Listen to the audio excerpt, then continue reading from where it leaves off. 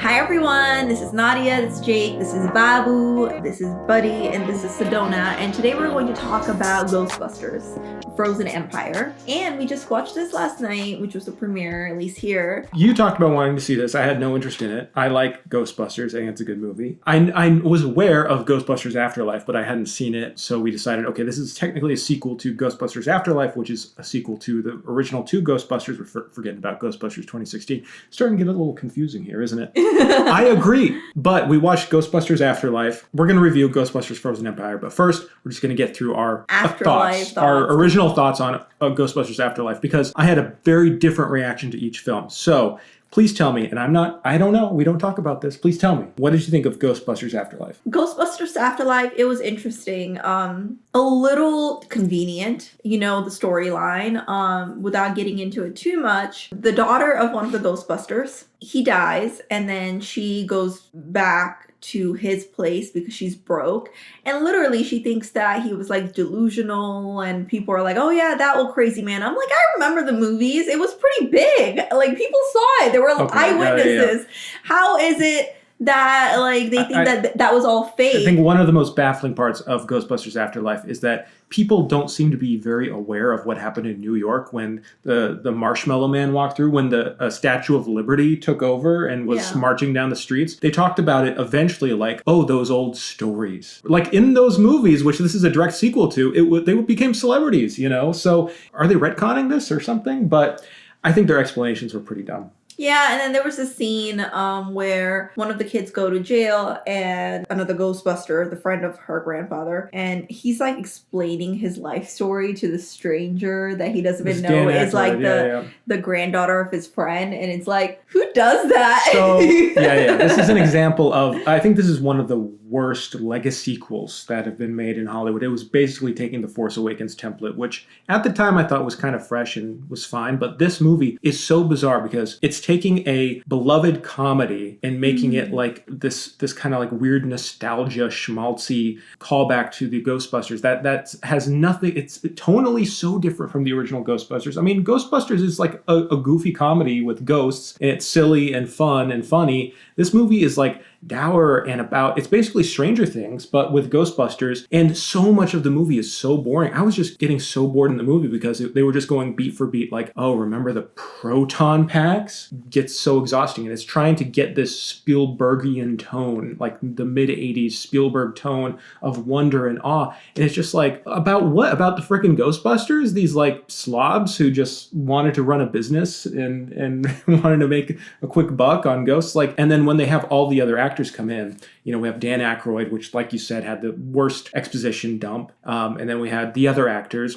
Bill Murray shows up, the guy who plays Winston. I'm just going to say, I think the worst and most offensive part of the movie is that they created a fake CG Harold Ramis after his death. And at first I was like, okay, it's not too bad because he just makes an appearance, but then the scene goes on and on and on where he's just like interacting with all these characters. It gets so creepy. Awkward because like awkward. he's just like standing there while other people are like hugging it out. I would think that if I saw like my dead dad or my dead grandpa, like he's the first person shortly after making sure like my kid is okay, I don't want to. It just felt a little weird and off-putting. I would think that most of the attention would be on him, but it wasn't. He was just like hanging around a little bit more. Yeah, there were so many holes in the logic, I thought, especially with like, he had to leave his family, the Harold Ramis character. He had to leave his family and go protect something in Oklahoma, this dark evil force or whatever. But it's like he abandoned his family and all his friends, and it's like he couldn't make a phone call. Like he didn't have any time to check in on them, see how they're like, it was just very bizarre. And then it's like, oh, because he was doing a good thing, all is forgiven. He was a great guy. I think that one of the idea that they were saying is that he tried to tell like his friends the truth, but then he wasn't believed, Mm-hmm. So he kind of took the matters into his own hands, and then people just thought he was crazy and losing it. But yeah, very convenient. It felt like this movie is trying to launch a new franchise very clearly. We have these young actors, a lot of kid characters. They're trying to appeal, I think, to a younger audience that maybe isn't aware of Ghostbusters as much. We've got Finn Wolfhard. They're doing the Stranger Things kind of shtick. Some of the special effects are cool. The climax special effects were kind of fun, but it was all in service of characters that are so boring. I mean, the only characters I cared about were the original Ghostbusters because they had characters that we're aware of, in the older films. But these new characters, Finn Wolfhard, what is his personality? Like, I don't know. Paul Rudd is fine and fun. There's a whole sequence where it's like a huge Walmart advertisement where he just wanders into Walmart and suddenly we have these tiny little Stay Puft Marshmallow Men that are like attacking things and he's chased by the dog and it's just like dull, boring nostalgia. Just like, remember this. Remember this. The little marshmallow men were actually kind of cute. They were cute. They were cute and fun, but they had a little big Bailey that you wanted to go like, whoa. Exactly, but it was just like... But then it would bite your hand. It was just like not in service of the story or the characters. It was just incredibly boring and it was just so predictable. I don't agree that I really was disliked it. It was so boring. I couldn't stand Ghostbusters Afterlife. I couldn't. I don't think it was like boring necessarily for the whole movie. I do agree with you for a lot of it, but I did like the nostalgic moments of it here and there. I did like the little marshmallow men, and I thought it was really funny that they were advertising Walmart, like how it happened in Walmart. And it's just interesting, like when the mom and Paul Rudd turns into dogs, like demon dogs, and then they like start to have sex aspect of it, which I did like, you know, but I do agree that most of it didn't work. And honestly, I thought that's the same thing with the latest film. All right, so let's talk about Ghostbusters Frozen Empire. Too many cooks in the kitchen. Okay. So many characters. Not a lot of them had a lot of parts. Like I remember from the original film, I think the secretary or the receptionist, she was really minor. She's one of the Ghostbusters in this film, and it's really interesting. Some of the scenes were funny. I thought it was cool to have like a fire maker guy. Firebender. A lot of it was like, man, who's the hero? Who's this? Who's that? Like it was like, I can't get too much into the spoiler, but you know, at least not yet until later. But Paul Rudd's, his character was a little like, I thought it was sweet. Little twist is that he wanted to be a dad and he didn't know what the line was. He's like, okay, I'm their stepdad, but I'm not their real dad. Am I their stepdad? Because I'm not like technically, you know, and that was sweet. They were trying to portray like family business, but it was also like really messy. There were so many different scenes, so many different people, so many different things going on that it didn't really capture my attention. If anything, it lost my attention. I mean, it's getting worse reviews than Ghostbusters Afterlife, but to be honest, I like this a lot better. I liked it a lot better.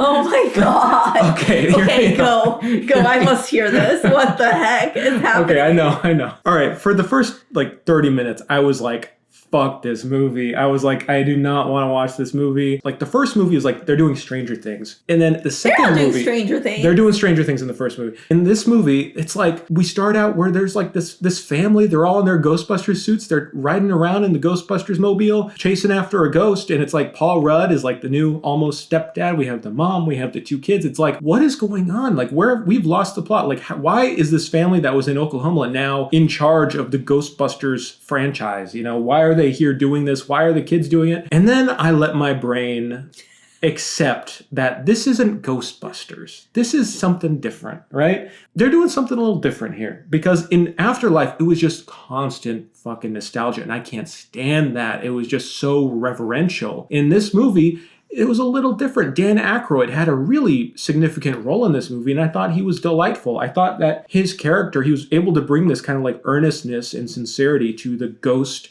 adventures and to the mysticism, and that kind of brought some authenticity to it. Patton Oswalt and Kumail Nanjiani, I thought he was fun as the firebender guy. You know, there was more comedy in this, and I think that's why I liked it. And what you dislike about it, that there's too many cooks in the kitchen, I actually enjoyed that there was more stuff going on. There was like a teenage lesbian love story between a girl and a ghost. Like that was like in a Ghostbusters movie, I was like, okay, this is kind of interesting. And they did it in a kind of sweet way. It was like cliche at the end, how things ended up happening and the plot stuff and whatever. And there were some clunky plot elements, but I'm just like, you know what? They're trying something new. I thought it was kind of sweet. The characters felt like characters a little bit more.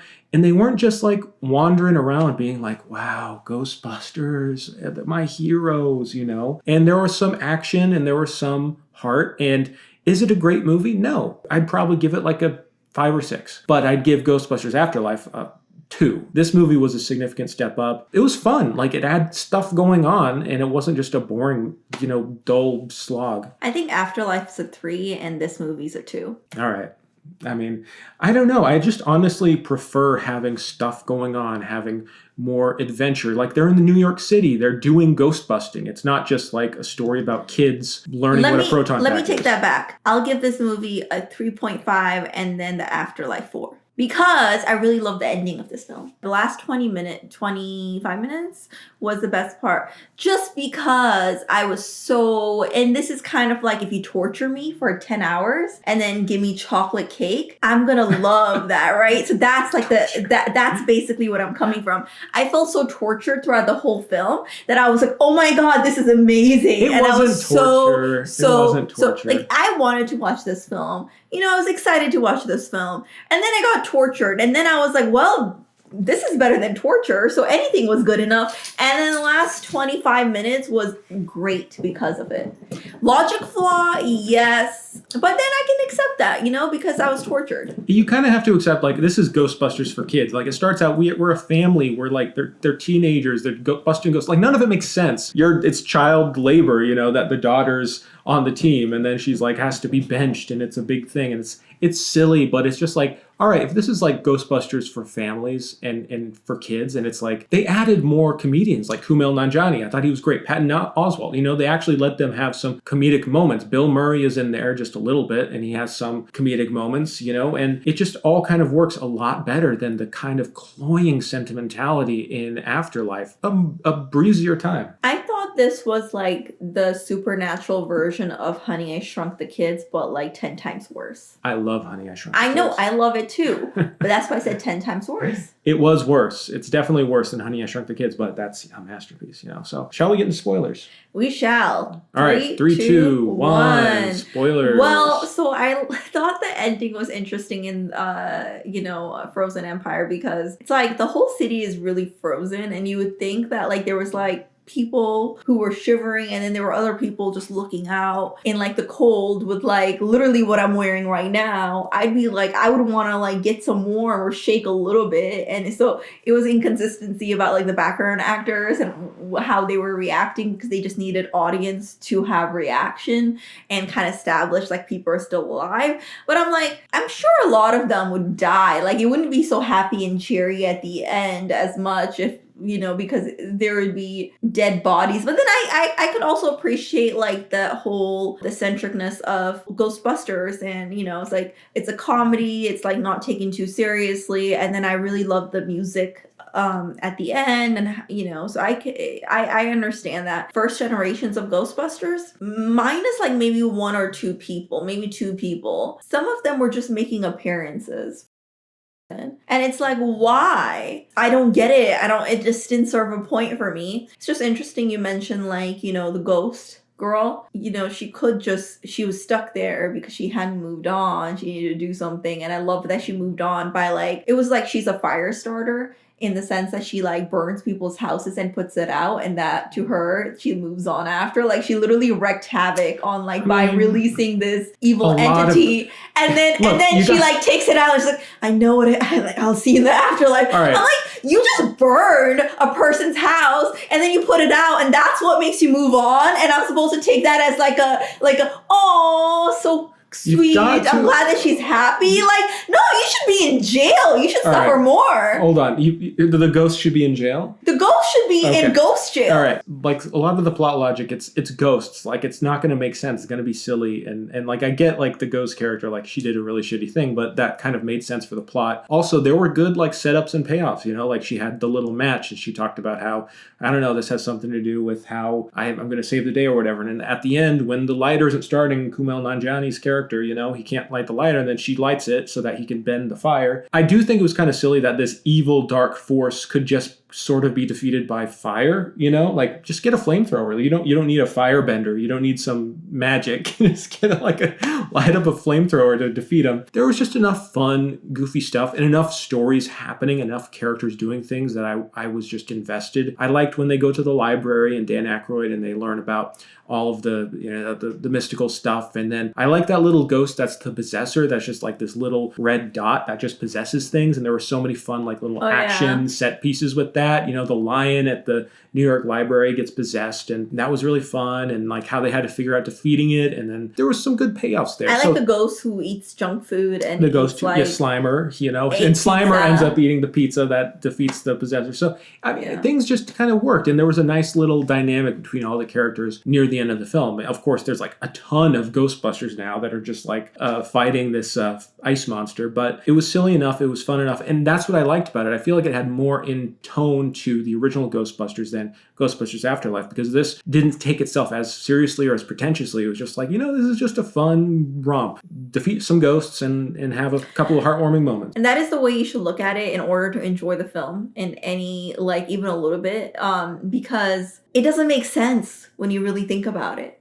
You just have to go with it. And it is a fun film 20% of the time. Did get scared. Maybe it's because I'm a scary cat, but like I did get scared at some parts, unfortunately, because that's who I am. It didn't leave the best taste in my mouth. But with that being said, let us know what you think. Let us know what you think. Let us know if you enjoy it. And let us know how you would rate the 4 films. We say 4 instead of 5 because we're not going to count 2016. Let us know. Thanks for watching, everyone. Thank you for watching. All right, bye. Bye.